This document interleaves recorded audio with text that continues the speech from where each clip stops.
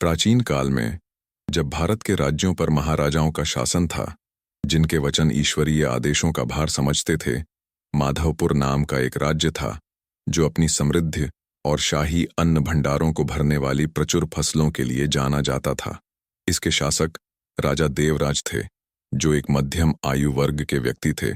युद्धों में अपनी बुद्धिमत्ता के लिए सम्मानित और निर्णयों में अपनी कठोरता के लिए भयभीत थे। देवराज ने श्रेष्ठतम पंडितों से शिक्षा प्राप्त की थी। वेदों का उन्हें कंठस्थ ज्ञान था। उन्होंने प्रख्यात आचार्यों से युद्ध नीति का अध्ययन किया था और बचपन से ही शासन कला सीखी थी।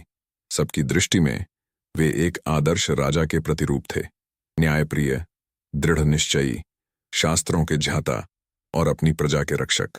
लेकिन जैसा कि चापलूसों और दरबारियों से घिरे रहने वाले कई लोगों के साथ होता है, देवराज ने एक खतरनाक गुण विकसित कर लिया था, बौद्धिक अहंकार।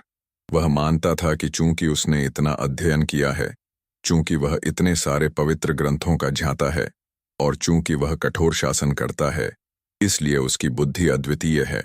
कोई भी उसका विरोध करने की हिम्मत नहीं करता था और जो कुछ लोग कोशिश भी करते थे, उन्हें तुरंत चुप करा दिया जाता था या दरबार से निकाल दिया जाता था। महल के गलियारों के बाहर क्या ज्ञान हो सकता है, उसने मन ही मन सोचा। आम लोग तो सादा जीवन जीते हैं। मेरे पास जो ज्ञान है उस तक उनकी पहुंच नहीं है। वे बच्चों की तरह हैं जिन्हें मार्गदर्शन की जरूरत है। यह विश्वास प्रत्येक दिन गहरा होता गया तथा उनके मंत्रियों की अतिशयोक्तिपूर्ण प्रशंसा और उनके चारों ओर असहमतिपूर्ण आवाजों की अनुपस्थिति ने इसे और बल दिया।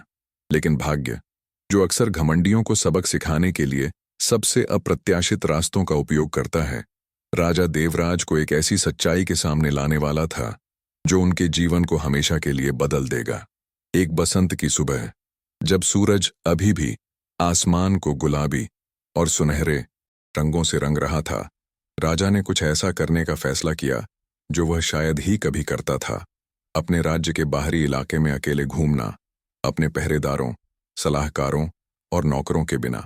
वह सुबह की हवा का आनंद लेना चाहता था, अपनी जमीन को अपनी आंखों से देखना चाहता था, बिना दरबार की नजरों से। अपने सामान्य शाही परिधान की तुलना में साधारण लेकिन फिर भी उल्लेखनीय गुणवत्ता वाले कपड़े पहने हुए वह अपने सफेद घोड़े पर सवार होकर गेहूं के खेतों और राजधानी के आसपास के छोटे गांवों से होकर गुजरने वाली सड़कों पर चल पड़े।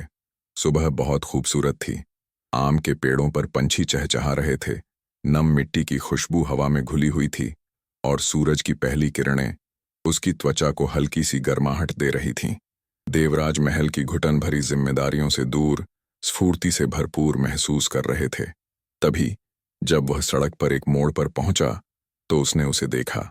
एक प्राचीन बरगद के पेड़ की छाया में एक गर्भवती महिला बैठी थी। वह गर्भावस्था के अंतिम महीनों में लग रही थी। उसकी साधारण फीकी सूती साड़ी के नीचे उसका पेट उभरा हुआ था।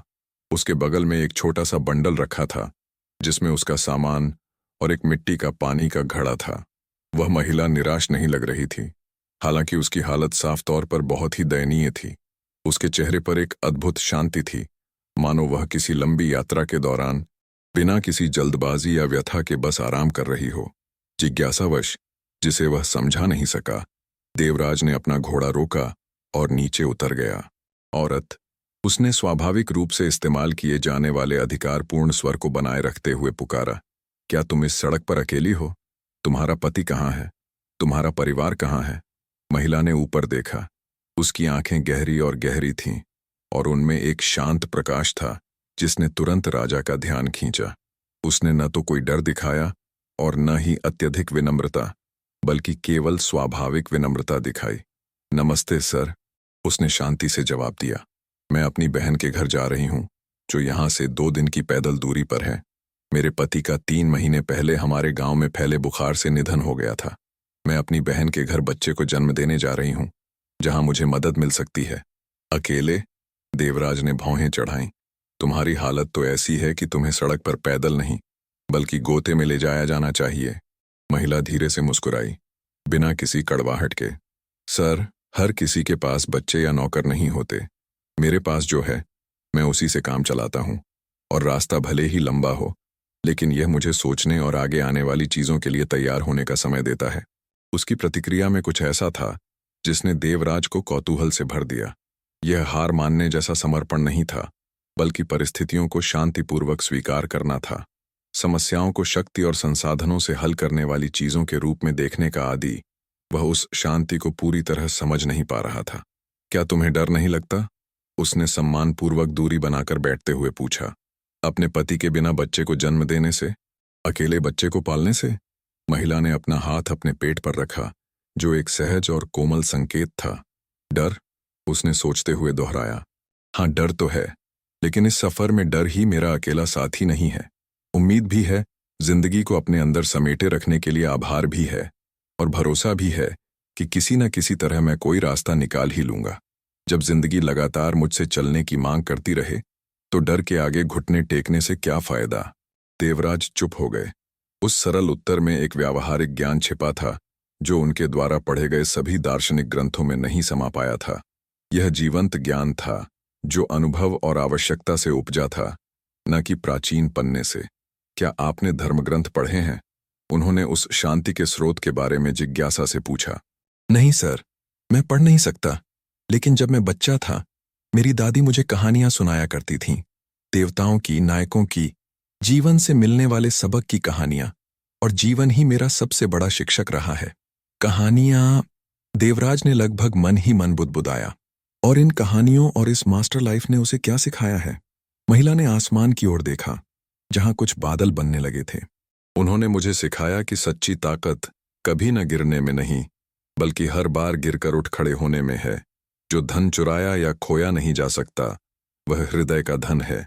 बुद्धिमत्ता सभी उत्तरों को जानने में नहीं, बल्कि सही प्रश्न पूछने और अनिश्चितता के साथ जीने का साहस रखने में है। मेरा मानना है कि एक शासक को एक अच्छी माँ की तरह होना चाहिए। एक माँ नहीं चाहती कि कोई उससे डरे या उसे प्यार करे। वह अपने बच्चों का पालन पोषण, सुरक्षा और उन्हें तैयार करना चाहती है, ताकि एक दिन वे उसके बिना रह सकें। एक शासक जिससे डर लगता है, वह डर के जरिए शासन करता है, और जब डर चला जाता है, तो उसका अधिकार भी चला जाता है। एक शासक जिसे सिर्फ प्यार किया जाता है, उसे अपने वश में किया जा सकता है। लेकिन एक शासक जिसका सम्मान इसलिए किया जाता है क्योंकि वह न्यायपूर्ण कार्य करता है, जिस पर भरोसा इसलिए किया जाता है क्योंकि वह अपने वादे पूरे करता है, जिसकी प्रशंसा इसलिए की जाती है क्योंकि वह अपने सिद्धांतों पर चलता है, वह शासक एक ऐसी विरासत छोड़ जाता है जो उसकी शारीरिक उपस्थिति पर निर्भर नहीं करती। उसके कहे हर शब्द देवराज के भीतर इस तरह गूंजते थे, जैसे उसके पंडितों के विस्तृत भाषण कभी नहीं गूंज पाते। वहां एक प्रामाणिकता थी, एक कच्चा, अलंकृत सत्य। और शासन के बारे में क्या? उसने अपनी पहचान बताए बिना पूछा। क्या आपको लगता है कि एक शासक से डरना चाहिए या प्यार करना चाहिए? महिला ने एक क्षण सोचा और अपने पेट को सहलाया। देवराज को अपने सीने में कुछ हलचल महसूस हुई, मानो सड़क किनारे बैठी उस साधारण गर्भवती महिला ने उनके शासन की खामी पहचान ली हो। वह प्रशंसा पाने, सबसे बुद्धिमान, सबसे शक्तिशाली दिखने के लिए शासन करता था, लेकिन वह अपने राज्य को स्वतंत्र रूप से समृद्ध बनाने के इरादे से शासन नहीं करता था। तुमने कहा था कि तुम्हारे पति मर गए, उसने विषय बदलते हुए कहा, लेकिन अभी भी जो सुना था उसे समझ रहा था। क्या तुम उससे प्यार करती थीं? बहुत, उसने जवाब दिया, और पहली बार उसके चेहरे पर उदासी की एक परछाई छा गई। वह परिपूर्ण नहीं था, वह कभी कभी जिद्दी हो जाता था और अपनी क्षमता से ज्यादा वादे करने की आदत रखता था, लेकिन वह मुझे सच्चे दिल से प्यार करता था, कड़ी मेहनत करता था, और उसका दिल बहुत दयालु था। उसकी अनुपस्थिति एक ऐसा खालीपन है जिसे कोई नहीं भर सकता। और फिर भी आप चलते रहते हैं। मैं और क्या कर सकती थी? जीवित लोगों का जीवन जीना चाहिए। मेरे बेटे को, उसने फिर से अपने पेट को छुआ। एक माँ की जरूरत है, न कि एक ऐसी माँ की जो हमेशा के लिए शोक में खो गई हो। मैं अपने पति का सम्मान उस गरिमा के साथ जीकर करती हूँ जो वह मेरे लिए चाहते थे। वे घंटों बातें करते रहे। अंजलि नाम की उस महिला ने अपने जीवन की कहानियां, मानव स्वभाव के बारे में सरल अवलोकन, दुख और सुख, आसक्ति और विरक्ति पर विचार साझा किए, और देवराज अपनी पहचान और हैसियत को पूरी तरह भूलकर हर शब्द को ऐसे पी गया जैसे कोई प्यासा ताज़ा पानी पीता हो। जब सूर्य आकाश में ऊपर चढ़ गया तो देवराज अंततः उठ खड़ा हुआ। अंजलि, उन्होंने पहली बार उसका नाम लेते हुए कहा, तुम सबसे बुद्धिमान व्यक्ति हो जिनसे मैं कभी मिला हूं। वह धीरे से हंसी, एक सच्ची और विनम्र हंसी। सर, मैं तो बस जीता हूं और देखता हूं। सच्चा ज्ञान उन्हीं को मिलता है जो न सिर्फ जानते हैं, बल्कि जो जानते हैं उसके अनुसार कार्य भी करते हैं, और मैं अभी भी यही सीख रहा हूं। फिर भी, देवराज ने जोर देकर कहा, आपने आज सुबह मुझे पवित्र ग्रंथों के अध्ययन के वर्षों से भी अधिक सिखाया है। फिर उन्होंने अपना परिचय दिया। मैं माधवपुर का शासक राजा देवराज हूं, और मैं चाहता हूं कि आप महल में आएं, एक साधारण प्रजा की तरह नहीं, बल्कि मेरे अतिथि के रूप में। मैं चाहता हूं कि मेरे सलाहकार, मेरे पंडित, दरबार के सभी लोग आपकी बात सुने। अंजलि आश्चर्यचकित तो हुई, लेकिन भयभीत नहीं हुई। महाराज, उसने विनम्रता से झुककर कहा, महलों में मेरे लिए कोई जगह नहीं है। मेरी बुद्धिमत्ता, अगर मैं इसे बुद्धिमत्ता कह सकती हूं, तो सादगी से पैदा हुई है। एक महल में, जहां चारों ओर ऐसी विलासिता हो जिसे मैं नहीं जानती, और जहां लोग ऐसी भाषा बोलते हों जिसे मैं नहीं समझती, मैं पानी से बाहर मछली की तरह हो जाऊंगी। लेकिन इसीलिए तो मुझे तुम्हारी जरूरत है।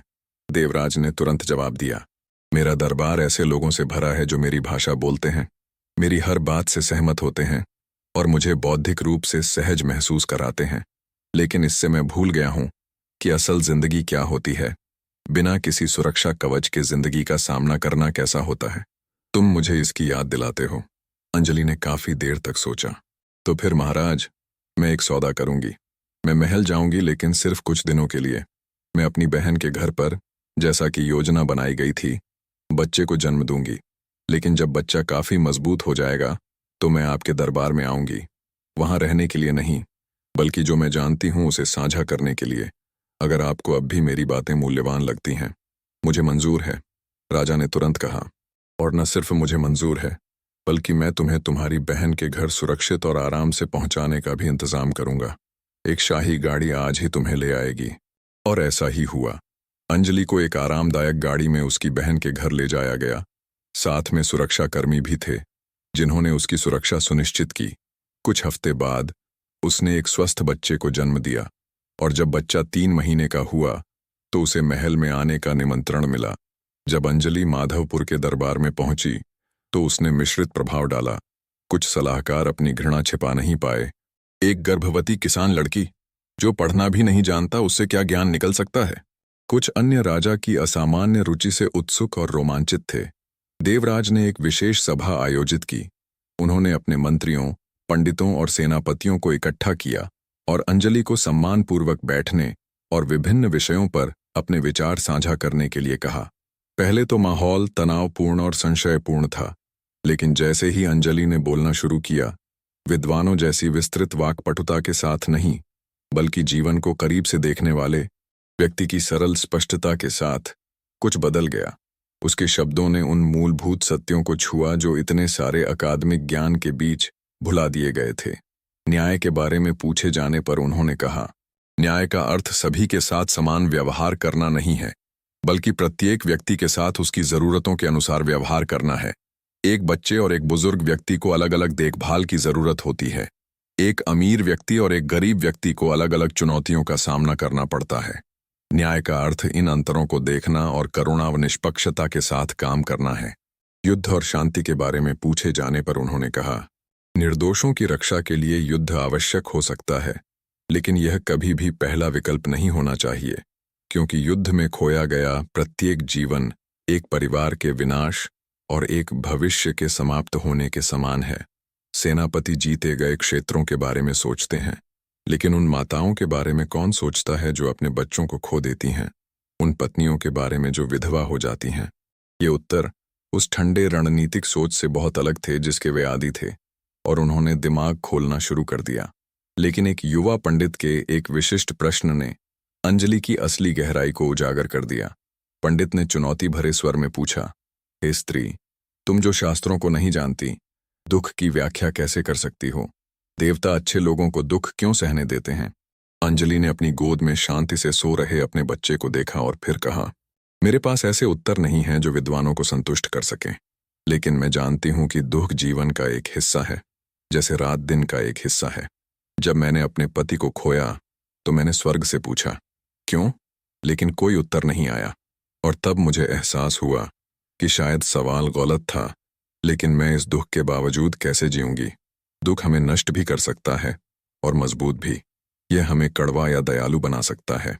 कमरे में एक गहन सन्नाटा छा गया, यहाँ तक कि सबसे संशयी व्यक्ति को भी मानना पड़ा। वहाँ सच्चा ज्ञान था, जो किताबों से नहीं बल्कि ध्यान और साहस के साथ जिए गए जीवन से उपजा था। अगले कुछ दिनों तक अंजलि महल में रही, एक स्थायी वेश्या के रूप में नहीं, बल्कि एक अस्थायी आगंतुक के रूप में।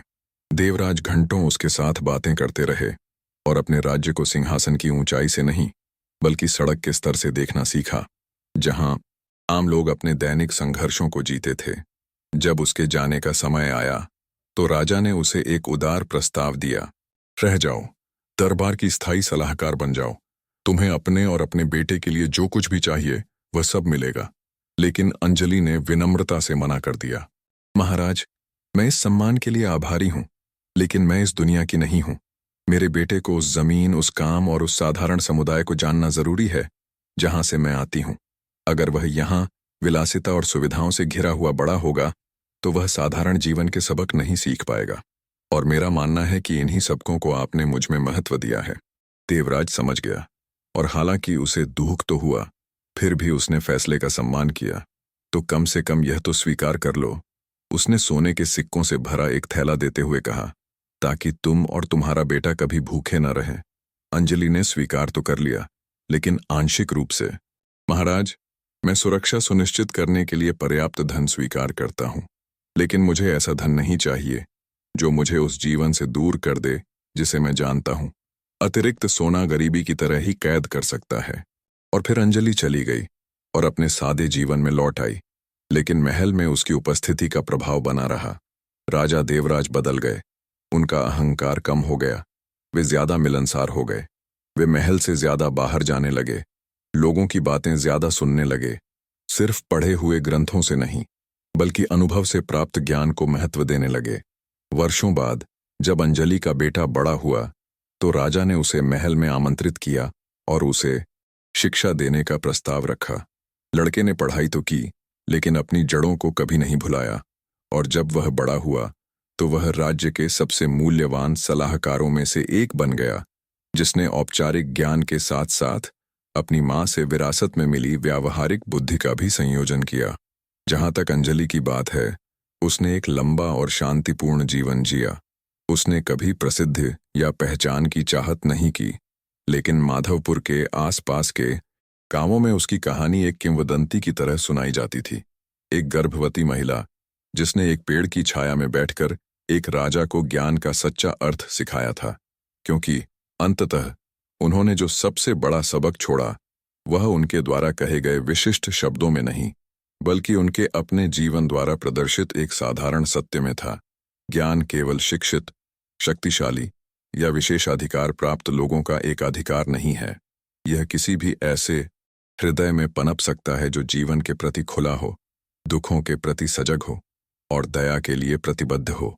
और कभी-कभी महानतम शिक्षक सबसे अप्रत्याशित स्थानों पर प्रकट होते हैं, महलों के हॉल या मंदिर के पुस्तकालयों में नहीं बल्कि धूल भरी सड़कों पर, प्राचीन वृक्षों के नीचे, उन लोगों के सरल जीवन में जो प्रत्येक दिन का सामना शांत साहस और अपूर्ण अनुग्रह के साथ करते हैं। यह एक ऐसे राजा की कहानी है जिसकी मुलाकात रास्ते में एक गर्भवती स्त्री से हुई और उसने उसका जीवन बदल दिया।